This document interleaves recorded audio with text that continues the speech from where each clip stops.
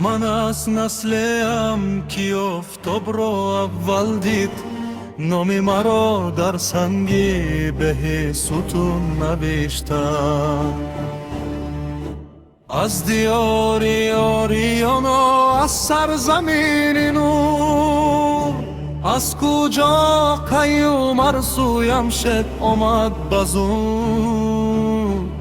زبانی مادری امان زبانی پخامنیش، در کلامی زراتشت رو اوستا می درخشیش.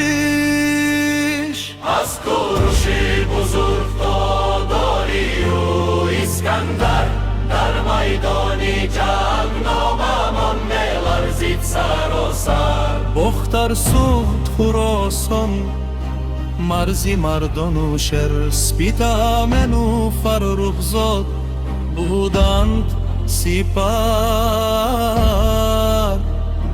با مهر.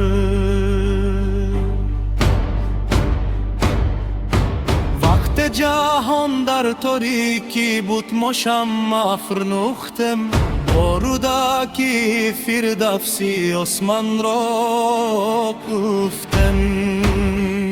سینا طبیب شد درونی ستاره شناس، نامی تاجیک در جهان شد ننگ و سرفراز. طوفان آمد مغول آمد آتش برداشت، لیکن زبان نمرد و فرهنگ نگذاشت. در خاکی بخارای شریف در سمرقندی پیری، خوبی دایم ولی نامان زنده است در سیری. من تازی کم نسلی سامان فرزندی یاریان، تاریخی من درخشان مثلی آفتابی جهان.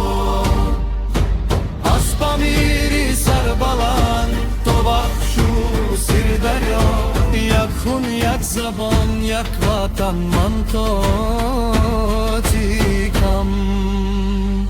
1000 سال گذشت ولی من استادم استوار، چون که رشای من چکور است در دل کوهسار. امروز نیست سربلند با صلح و وحدت می سازم، برای فرزندانی آینده راه می سازم.